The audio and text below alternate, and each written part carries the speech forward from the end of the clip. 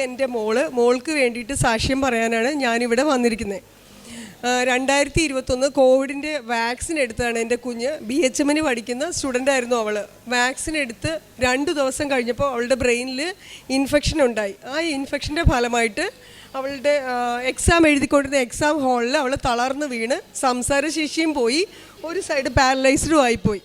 അവിടെ നിന്നിട്ട് നേരെ ഞങ്ങൾ ഹോസ്പിറ്റലിലേക്ക് കൊണ്ടുപോയപ്പോൾ അവർ പറഞ്ഞു ഈ ലക്ഷക്കണക്കിന് ആൾക്കാരിൽ വരുന്ന ഒരുതരം ഗ്ലയോബ്ലാസ്റ്റോമ എന്ന് പറയുന്ന ഗ്രേഡ് 4ൽപ്പെട്ട 4th സ്റ്റേജിൽപ്പെട്ട ട്യൂമർ എന്നാണ് പറഞ്ഞത്. അപ്പോൾ ഡോക്ടേഴ്സ്മാരെല്ലാം പറഞ്ഞു പ്രതീക്ഷിക്കണ്ട, ഇനി കുഞ്ഞിനെക്കുറിച്ച് നിങ്ങൾ പ്രതീക്ഷിക്കുകയൊന്നും വേണ്ട, നിങ്ങൾക്ക് ഈ ഒരു അസുഖത്തിന് 1 വർഷം മാത്രമേ കാലാവധി ഉള്ളൂ, അതിനപ്പുറം ഈ കുഞ്ഞ് ജീവിച്ചിരിക്കത്തില്ല എന്ന് പറഞ്ഞു. എന്നിട്ട് അവർ ബയോപ്സി എടുത്തിട്ട് നേരെ ഞങ്ങൾ ആ ഹോസ്പിറ്റലിൽ നിന്ന് ആ സമയത്തൊരു 49,000 രൂപ കൊടുത്ത് മോൾക്കൊരു കീമോ കൊടുത്തായിരുന്നു. ആ കീമോയിൽ അവളുടെ മൊത്തത്തിലുള്ള സംസാരശേഷി നഷ്ടപ്പെട്ടു പോയി.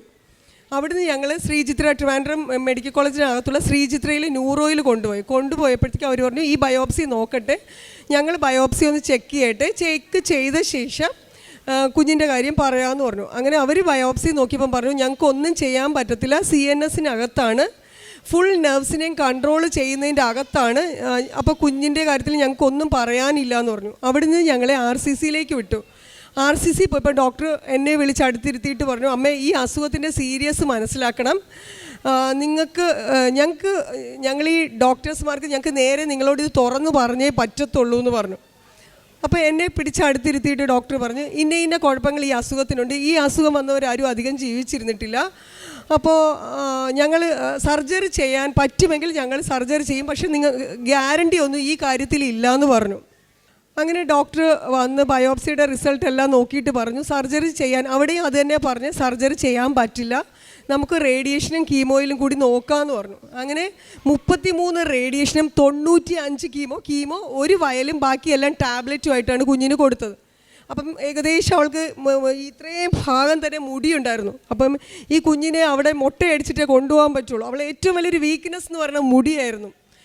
അപ്പോൾ ഈ ബാർബർ ഷോപ്പിൽ നിന്ന് ആളെ വിളിച്ചപ്പോൾ അയാൾക്കും വെട്ടാനൊരു സങ്കടം. അയാളിങ്ങനെ മെടഞ്ഞിട്ട മുടിയെ അറുത്ത് ഫുള്ളായിട്ട് എടുത്തിട്ട് പിന്നെ അവൾക്ക് എന്ത് ചെയ്യണമെന്നറിയില്ല. അവളുടെ മുടി പോയപ്പോൾ അവളുടെ ഏറ്റവും സങ്കടം, അവൾ കരഞ്ഞത് തന്നെ അവളുടെ മുടി പോയതിലായിരുന്നു ഏറ്റവും കൂടുതൽ. ഇത്രയും കീമോയും റേഡിയേഷനും ഒക്കെ എടുത്തെങ്കിലും അവൾക്ക് സഹിക്കാവുന്നതിനപ്പുറമായിരുന്നു ഈ മുടി മുറിച്ച് മാറ്റുക എന്ന് വെച്ചാൽ. അപ്പോൾ ഞാൻ പല സ്ഥലത്തും പോയപ്പം പറഞ്ഞു ഇനി കുഞ്ഞ് ഇരിക്കത്തില്ല, നിങ്ങൾക്ക് കിട്ടത്തില്ല, കോമയിൽ കിടക്കുന്ന ഒരു കുഞ്ഞിനെയാണോ നിങ്ങൾക്ക് ആവശ്യം.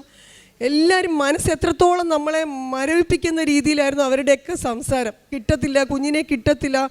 ഒരു അമ്മയ്ക്ക് ഒരിക്കലും സഹിക്കാൻ പറ്റാത്തൊരു കാര്യമാണ് സ്വന്തം കുഞ്ഞിനെ കിട്ടില്ല എന്ന് ആര് പറഞ്ഞാലും ശരി തന്നെ, ഒരു ഡോക്ടറായാലും ശരി, മറ്റുള്ളവർ പറഞ്ഞാലും നമ്മൾ ഇത്രയും വളർത്തി പളുങ്കുപോലെ ഇത്രയും വലുതാക്കി കൊണ്ടുവന്നിട്ട് നമ്മുടെ മുന്നിൽ നമ്മുടെ കുഞ്ഞിനെ കിട്ടില്ല എന്ന് പറയുമ്പം ഒരിക്കലും ഒരു അമ്മയ്ക്ക് സഹിക്കാൻ പറ്റാവുന്നതിന് അപ്പുറമായിരുന്നു.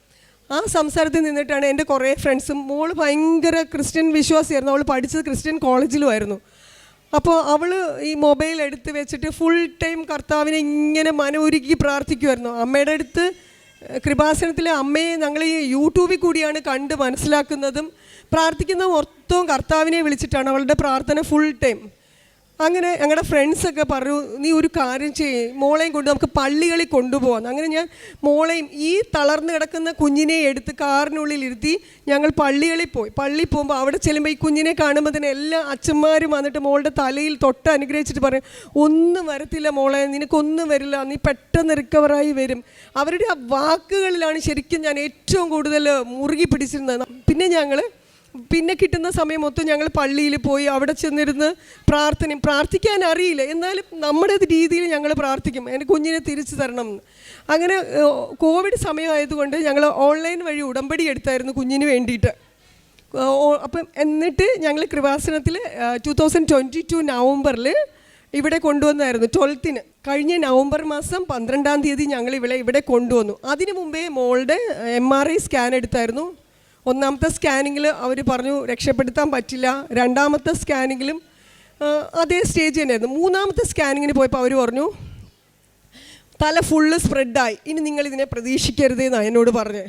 അപ്പോൾ എന്തെങ്കിലുമൊക്കെ ആഗ്രഹങ്ങൾ കുഞ്ഞിന് ഉണ്ടെങ്കിൽ സാധിച്ചു കൊടുത്തേക്കണം. അപ്പോൾ ഒരു രാത്രി ഒരു 2:30 മണിയാകുമ്പോൾ എനിക്ക് ഉറക്കമില്ല, ഏത് നിമിഷവും എൻ്റെ കണ്ണിന് മുന്നിൽ സാധിക്കും. അപ്പം ഞാൻ ഈ ഉണർന്നിരുന്ന് ഇങ്ങനെ കർത്താവിനെ വിളിച്ച് പ്രാർത്ഥിക്കും.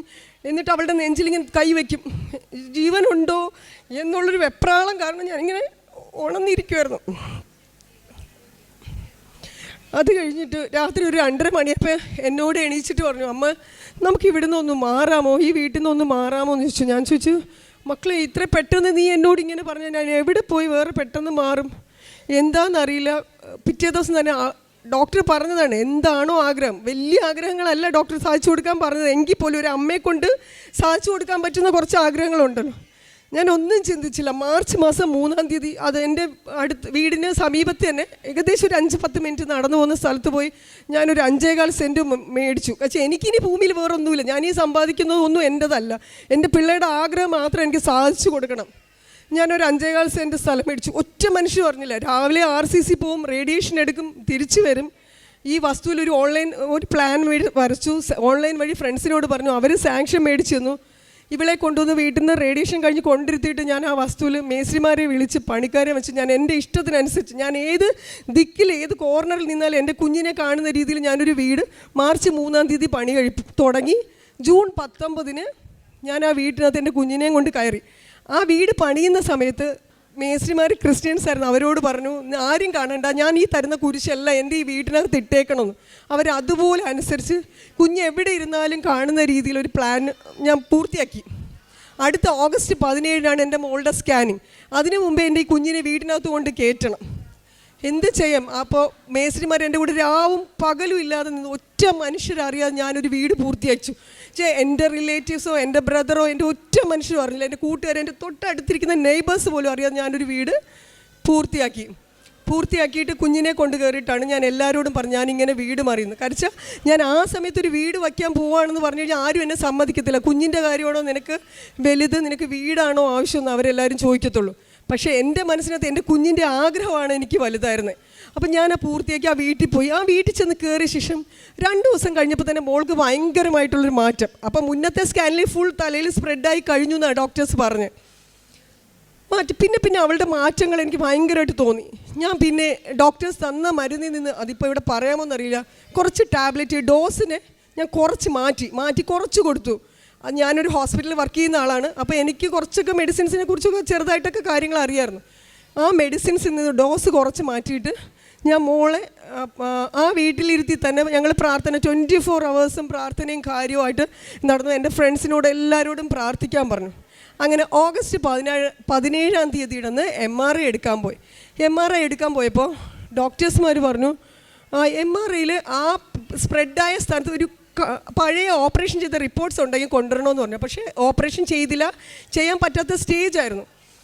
അപ്പം ഞാൻ പറഞ്ഞു, ഡോക്ടർ ഞാൻ മോൾക്ക് സർജറി ഒന്നും കഴിഞ്ഞിട്ടില്ല. പറഞ്ഞു എല്ലാ പഴയ റിപ്പോർട്ട്സുമായിട്ട് ഇപ്പം എത്രയും പെട്ടെന്ന് ഹോസ്പിറ്റലിൽ വരണമെന്ന് പറഞ്ഞു. ഞാൻ ആ ഹോസ്പിറ്റലിൽ റിപ്പോർട്ടുമായി പോയപ്പോൾ റേഡിയോളജിസ്റ്റ് പറഞ്ഞു, പഴയ MRIയും ഈ MRIയും തമ്മിൽ നോക്കിയിട്ട് ഒന്നും ഇതിൽ കാണുന്നില്ല, നിങ്ങൾ ഡോക്ടറെ അടുത്ത് പോവാൻ.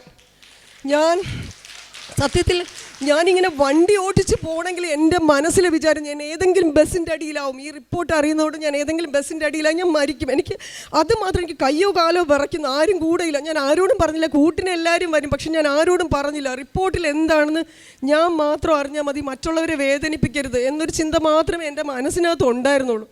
പോയി റിപ്പോർട്ട് അറിഞ്ഞപ്പോൾ പിന്നെ സന്തോഷമാണോ എനിക്കെന്താണെന്നറിയില്ല.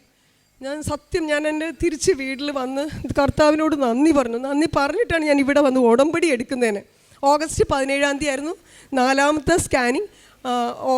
നവംബർ 12-ാം തീയതി ഞങ്ങൾ ഇവിടെ വന്നു. അമ്മയോട് കരഞ്ഞു പറഞ്ഞു, ഇവിടെ സത്യത്തിൽ ഞങ്ങൾ ഹിന്ദുക്കളല്ലേ, മാതാവിനെ എൻ്റെ കയ്യിൽ ഇവിടം വരെ കൊണ്ടെത്തിക്കാൻ തന്നെ എൻ്റെ കയ്യിൽ മാതാവിനെ കിട്ടി. പ്രാർത്ഥിച്ചു, അച്ഛനെ കണ്ടു, അച്ഛൻ മോളെ അനുഗ്രഹിച്ചു, മോൾ ഇവിടെ വന്ന് സാക്ഷ്യം പറയണമെന്ന് പറഞ്ഞു. അപ്പം ഞാനിവിടെ 6 നിയോഗം വെച്ചായിരുന്നു. ആ 6 നിയോഗത്തിലും ഇവിടുന്ന് പടി അവിടെ എത്തും മുമ്പേ ഒരു കാര്യം നടന്നു, ഫോണിൽ കൂടി ഒരു കാര്യം നടന്നു. പിന്നെ പോയിട്ട് 5 കാര്യം ഉണ്ടായിരുന്നു, മോളെ തൊഴിച്ച് 4 കാര്യം ഉണ്ടായിരുന്നു. ആ 4 കാര്യവും എന്നെ സംബന്ധിച്ച് പെട്ടെന്ന് തന്നെ നടന്നു. എനിക്കറിയില്ല, ഞാൻ ഇന്നും വിശ്വസിക്കുന്നത് എൻ്റെ അമ്മ എനിക്ക് തന്നൊരു എന്താ പറയണ്ട ഒരു ഭാഗ്യമാണ്. വലിയ കാര്യങ്ങളൊന്നുമല്ല, എങ്കിൽ പോലും ആ വച്ച നിയോഗങ്ങളെല്ലാം നടന്നു. ലാസ്റ്റ് ഉള്ളതായിരുന്നു ഈ 8-ാം തീയതിയുള്ള MRI സ്കാൻ. ഈ MRI സ്കാനിങ്ങിന് ഡോക്ടറെ അടുത്ത് പോയി റിസൾട്ട് 4 ദിവസം കഴിഞ്ഞാലേ MRIയുടെ റിപ്പോർട്ട് കിട്ടത്തുള്ളൂ. 3 ദിവസം ഇപ്പം ഞാൻ എല്ലാ സ്ഥലത്തു നിന്ന് റെക്കമെൻഡ് ചെയ്ത് എൻ്റെ കുഞ്ഞിൻ്റെ റിപ്പോർട്ട് ഒന്ന് പെട്ടെന്ന് കിട്ടണേ, എനിക്കങ്ങ് ഇരിക്കാൻ വയ്യ, നിൽക്കാൻ വയ്യ, രാത്രിയിൽ ഉറക്കമില്ല, എനിക്ക് റിപ്പോർട്ട് കാണണം, അല്ല എന്നെ എന്തായാലും മാതാവ് സഹായിക്കും എന്ന് എനിക്ക് ഉറപ്പുണ്ടായിരുന്നു. എന്നാലും ഒരു അമ്മയുടെ വെപ്രാളം എല്ലാവർക്കും നിങ്ങൾക്കൊക്കെ മനസ്സിലാവില്ല, ഒരു അമ്മയുടെ വേദന എന്തായിരിക്കുന്നു. ആ റിപ്പോർട്ട് വെച്ച് ഡോക്ടറെ വിളിച്ചിട്ട് ഡോക്ടർ പറയാ റിപ്പോർട്ടിനുള്ളിൽ ഒന്നുമില്ല, ഇത്രയും വലിയൊരു ട്യൂമർ ഫുള്ള് സ്പ്രെഡായി എന്ന് പറഞ്ഞാൽ ആ ട്യൂമറിൻ്റെ സ്ഥാനത്ത് ഒരു വകയില്ല എന്ന് പറയുമ്പോൾ ആ നിമിഷം നമ്മൾ എന്താവും. എനിക്ക് അമ്മയോട് എത്ര പറഞ്ഞിട്ടും തീരുന്നില്ല. നിങ്ങളോട് ഞാൻ ഈ സാക്ഷ്യം, ഞങ്ങൾ ഹിന്ദുക്കളാണ്, സാക്ഷ്യം പറയാൻ പോകരുത്, യൂട്യൂബിൽ ഇത് കാണും, ഇത് കണ്ടാൽ വലിയ പ്രശ്നവും, അങ്ങനെ എല്ലാവരും എന്നോട് പറഞ്ഞു സാക്ഷ്യം പറയാമെന്ന് പോലും. പക്ഷെ ഞാൻ എൻ്റെ അമ്മയ്ക്ക് ഇവിടെ ഒരു വാക്ക് കൊടുത്തിട്ടാണ് ഇറങ്ങിപ്പോയത്. ഞാൻ ഈ കുഞ്ഞിനെ ഈ നടയിൽ കൊണ്ടിരുത്തി സാക്ഷ്യം പറയിപ്പിക്കും. ഏത് ജാതിയോ മതമോ അതിനപ്പുറം ദൈവം എന്ന് പറയുന്ന ഒരാൾ നമ്മുടെ കൂടെ ഉണ്ട്. അങ്ങനെ ഡോക്ടർ പറഞ്ഞു ഇനി മോൾക്ക് മരുന്ന് കഴിക്കണ്ട, മരുന്ന് നിങ്ങൾ കൊടുക്കണ്ട, ഒന്നും ചെയ്യേണ്ട, മോളെ കോളേജിൽ പഴയപടി വിട്ടോളാൻ. അപ്പം ഒരു സൈഡ് തളർന്ന്, സത്യം പറഞ്ഞാൽ നിങ്ങൾക്ക് ആർക്കും, ഞാനായതുകൊണ്ടാണ് ഇന്നിവിടെ ജീവിച്ചിരിക്കുന്നത്. ഒരു ഡയപ്പർ മാത്രം, കുഞ്ഞിനാരെയും തിരിച്ചറിയാൻ അറിയത്തില്ലായിരുന്നു. ഒരു അമ്മയ്ക്ക് ഇത്രയും പ്രായമുള്ളൊരു കുഞ്ഞിനെ തൂക്കിയെടുത്ത് ബാത്റൂമിൽ കൊണ്ട്, ഒരു പെൺകുഞ്ഞല്ലേ, നമുക്ക് മാത്രം, സ്ത്രീകൾക്ക് മാത്രമല്ലേ കൊണ്ടുപോകാൻ പറ്റുള്ളൂ, ബാക്കി എല്ലാ കാര്യവും ചെയ്യാൻ പറ്റത്തുള്ളൂ. അങ്ങനെ ഞാൻ ഈ മോളെയും വെച്ചിട്ട് രാവും പകലും ഇല്ലാതെ ഞങ്ങൾ പ്രാർത്ഥന, മോള് പിന്നെ 24 hours അച്ഛൻ്റെ പ്രാർത്ഥന ഫുൾ ടൈം. അവൾക്ക് സംസാരിക്കാൻ പറ്റത്തില്ല, സംസാരം അന്നത്തോടെ പോയെങ്കിലും ഇപ്പം കുറേ അധികം സംസാരിക്കാൻ തുടങ്ങി. നടക്കാൻ അവൾ 5 പടിയൊക്കെ സുഖമായിട്ട് നടന്നു തുടങ്ങി. ഇനി മാതാവ് എൻ്റെ കുഞ്ഞിൻ്റെ സംസാരം തിരിച്ചു തരും. എൻ്റെ കുഞ്ഞ് കോളേജിൽ ഞാൻ ചേർക്കാൻ അഡ്മിഷൻ പോയി എടുത്ത് 2 വർഷം പോയി, 3ാമത്തെ വർഷമാണ് പഠിക്കാൻ പറ്റാത്തത്. അപ്പോൾ 1 വർഷം പോയി. വീണ്ടും അവളെ തിരിച്ച് പഴയപടി കോളേജിലാക്കണം. ഞാൻ പ്രാർത്ഥിച്ച എല്ലാ കാര്യവും എൻ്റെ മാതാവ് നടത്തി തന്നു.